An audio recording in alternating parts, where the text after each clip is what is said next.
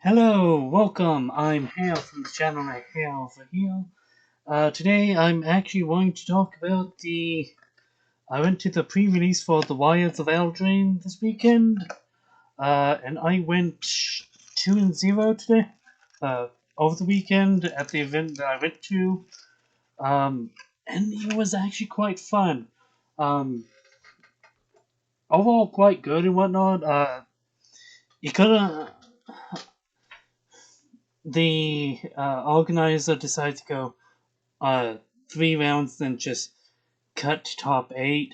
And I went literally 3-2, and unfortunately 3-1, 2-1, and missed it by that much. The first round that I literally played in, we literally went 2-1, and my opponent just top decked into the answer they needed. I think they were in black red. I think a second opponent was in Azorius,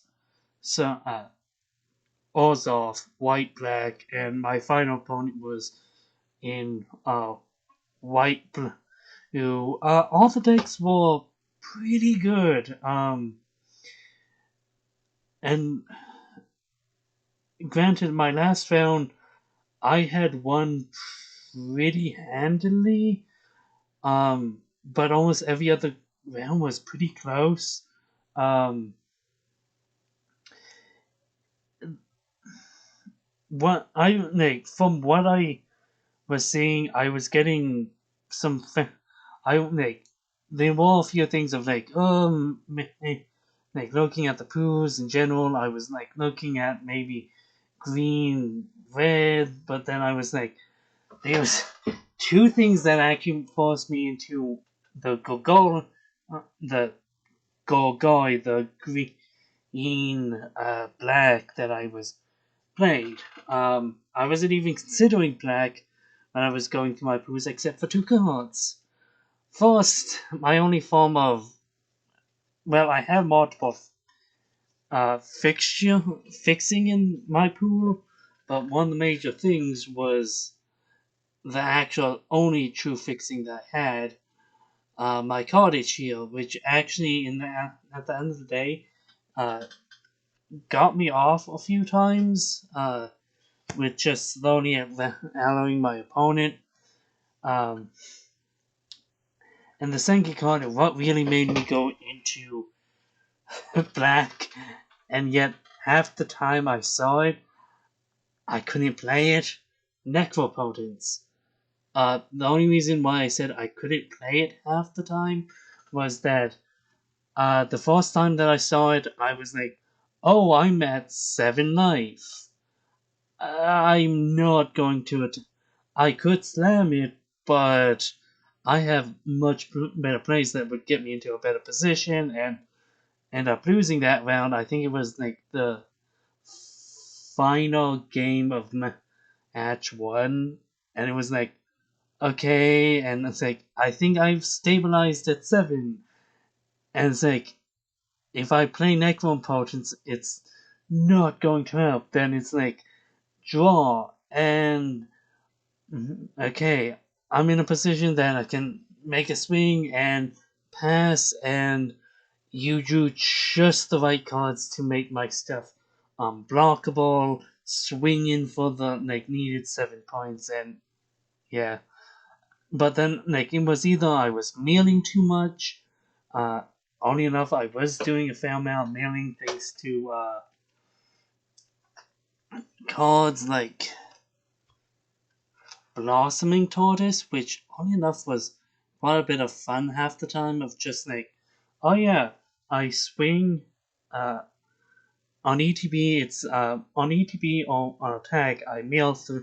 You mail 3, then return a land from your graveyard to the field and whatnot.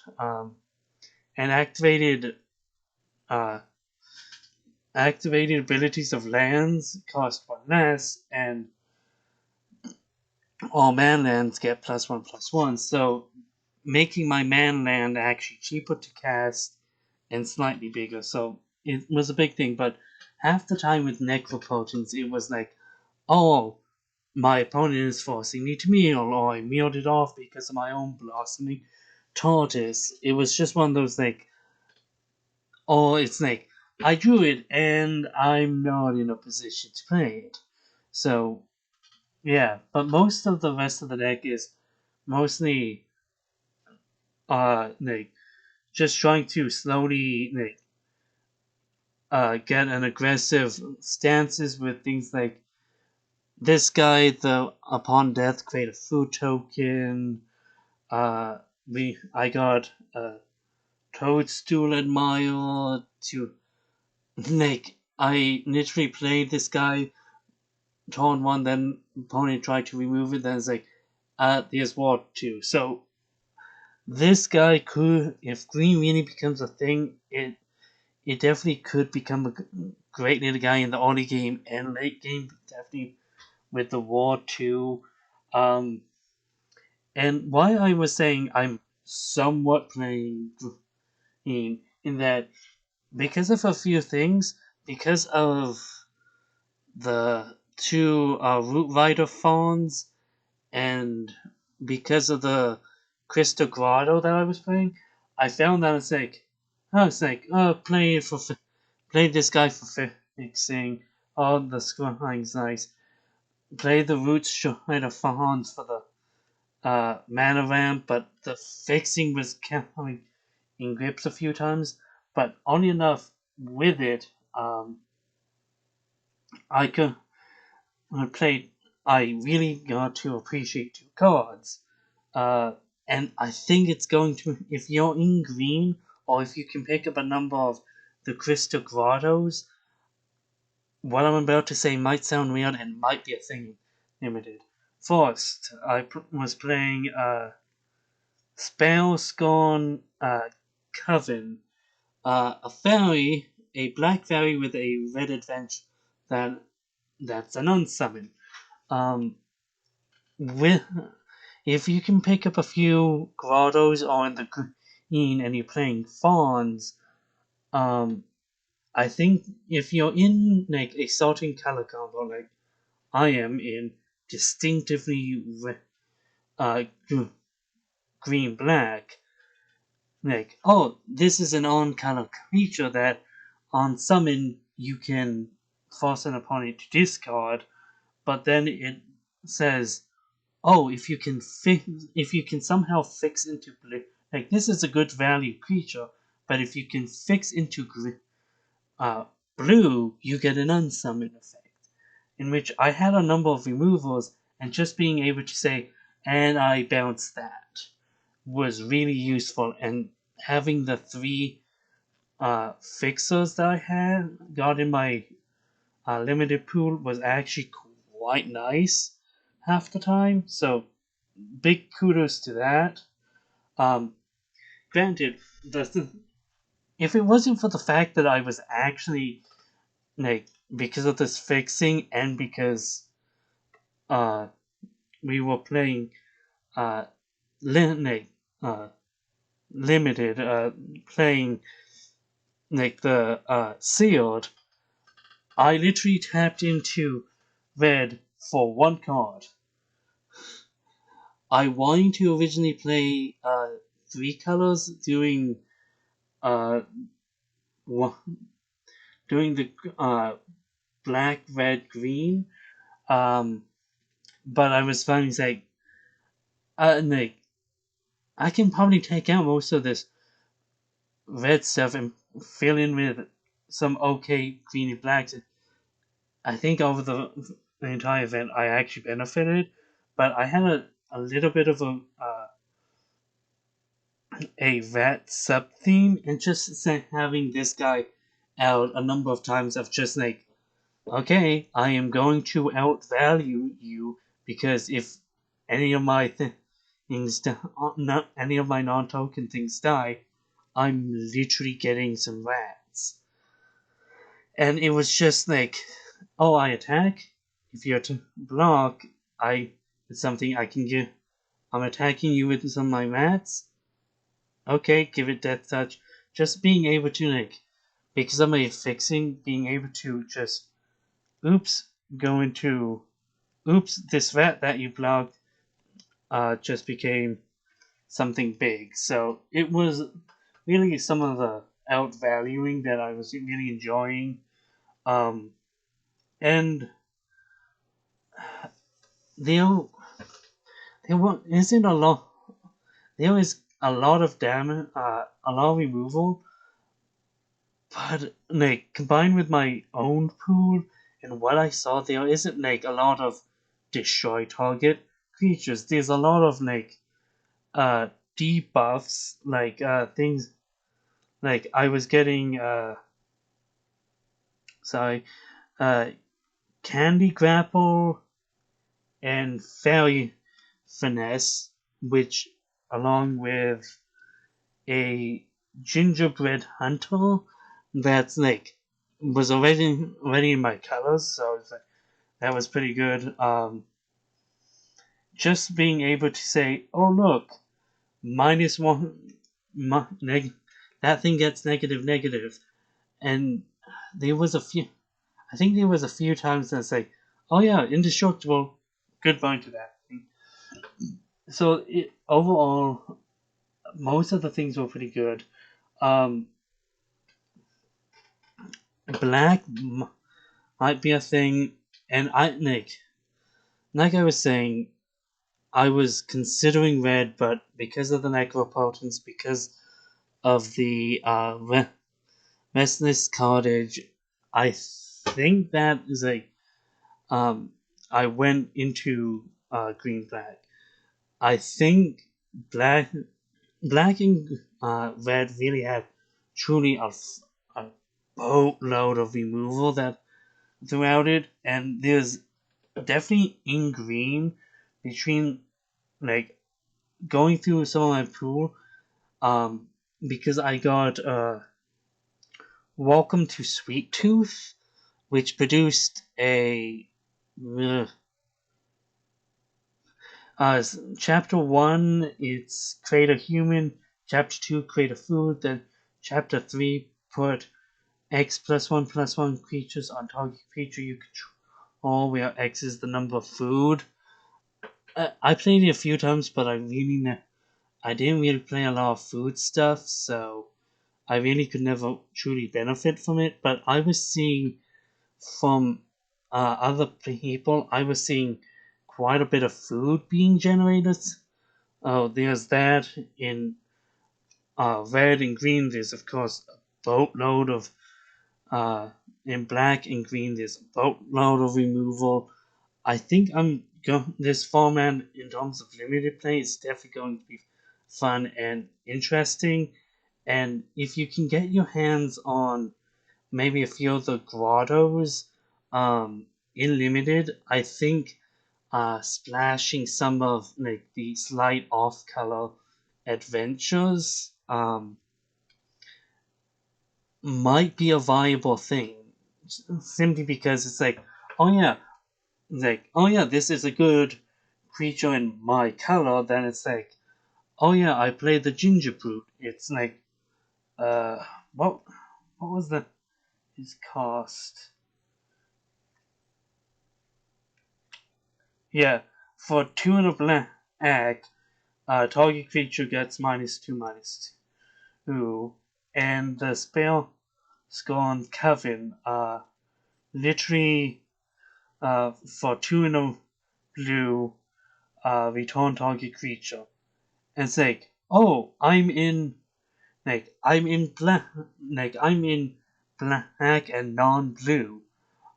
Oh, but I got like, like 1 or 2 covens. It's like, oh look, I can play a good black creature, and with 1 or 2 covens, oh look, I can just like bounce that creature, or like I can play an off color like adventure here and there. Or if I'm in the ginger brute, if I paired green with another color outside black, oh look, I can instantly just say, yeah, I'm gonna bounce that to the top of you. I'm gonna -2 like with the grotto, I go into black, -2, and then I can just like, here comes uh, a giant 5/5 that comes with food for 5 mana. Uncommons. So definitely, I think keep an eye out. It's definitely a worthwhile looking at. So overall, I enjoyed the event. Actually, because of the event, won 2 packs. Thought I would go over them. See how the pack is going.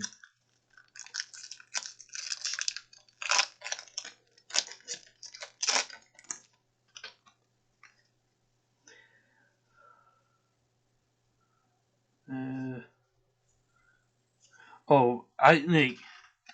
I've played with some, primarily the Wicked counter. I've seen a few other people play with them over the weekend, and it was pretty fun. It actually added a bit to the overall event. Uh, some of the full art lands were actually pretty nice. Granted, they gave off flip cards, but like the being flip lands, but I think they were overall pretty good. Um, and I really enjoy like some of these art or bonus sheet cards. In terms of the look, that compared to some previous ones, I actually like the look of them. And okay, this is unusual. The only reason I said that was the mountain and token were up front, along with the hollow restless fortress, which is a rare hollow land. And it's the benefit. Oh, it's the manland. Comes in as a one. Right. Comes in as a 1/4 or and when it attacks, defending player loses. Sorry for that. I couldn't rightfully read it. Compared to this guy, which is a 4/4 on attack, it creates a food and exile something. The Restless Fortress, which is a 1/4, um, or 1/4, uh, and all it does is defending a person loses 2 and uh, you gain 2. Why not make it a 4/4 and give it lifelink? Or make it a 4/4. I get the draining. You may want to do something else. But why I was confused was the first slot. I swear I didn't rearrange this. Is literally a rare, which is enchanted creature. A tale from the ages. Enchanted creature you get control gets +2/+2. That is probably going to be a bulk rare. It might see limited play, but it's gonna be dependent on other cards you play.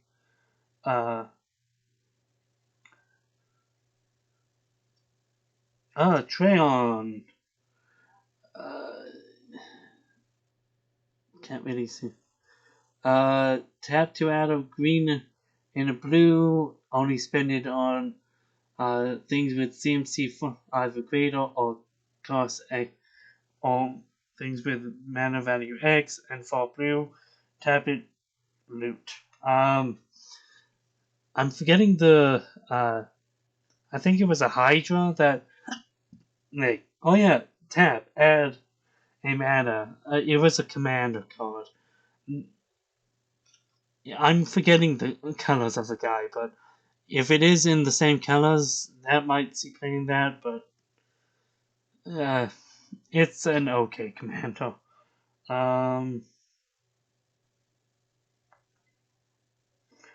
Which stock of frenzy? This player costs 1 life for each creature that attack this turn. Target deals frenzy deals 5 damage to target creature. Interesting removal options. Oh, you attacked with like it costs 3 generic and a red. Oh, you attack with 3. I pay 1 on red and I blow that thing up. And the white blue in game number 3, they were producing a lot of big like 5/5, 6/6s. So having some of these big explosive things was definitely a big thing. But I played a number of like, oh yeah, minus like the VAD out for 1 black mana, -1/-1, and you get a VAD. There was a number of situations that it's like, I may not even be able to do anything, and it's just like, oh, VAD out, kill that thing. So, yeah. Joanna's stopgap, counterspell with bargain, yeah. Yeah, it's a god. It's a god. Um, yeah, and Candy Grapple. I played this in the deck, but there was one additional card that I was playing. It was the black and it was I played it more for utility. Here it is. Um, Hopeless Nightmare. For 1 black mana, opponent loses 2 life. And they discard card, and if it's put into the graveyard, scry 2. I don't know how many cards decks legitimately colors have similar things, but if they do, the bargain mechanic is really going to be useful, and things like um, the Wicked enchantment, because it says when this enchantment leaves the battlefield, you drain your opponent for 1, not when you lose. I think it's going to be an interesting. Bargain is going to be an interesting black supplement. Definitely, depending on how often we get to use those these guys. How often we actually see them come into play. Auto Ministress. Nice. Curiosity. Overall, they look, like I said, with the Griffin Alley, they overall look pretty neat. Um, Not always the best cards, but they're definitely going to be useful. Oh, Mosswood Dread Knight. Okay, draw a card or the News One Life. Would have definitely liked to see that in my Seattle event. When Mosswood Dreadnought draws a dice, you may cast it from your graveyard as its advent. Oh, okay, so it has its own like self revival, so that could actually be quite a bit of fun. And I know in the Canadian Highlander there is a like a Gogoi like Gogoi low to the ground aggro value deck, so that might see play in that deck, but Monstrous Rage up the beanstalk enters the battlefield, and whenever you cast a spell, Okay. May not see play. Exile target creature if you control enchantments right. Okay, so then bargain's definitely in multiple things. So yeah, definitely a cool format. I'm probably going to check out standard on arena during the time and see where things go. So overall, Wilds of Eldraine. Um, I haven't exactly looked at for spoilers, but so far A plus. Limited definitely does seem interesting. So as always, I'm a Hare over here. Give your thoughts of Wilds down in the comment section down below. See you around, people.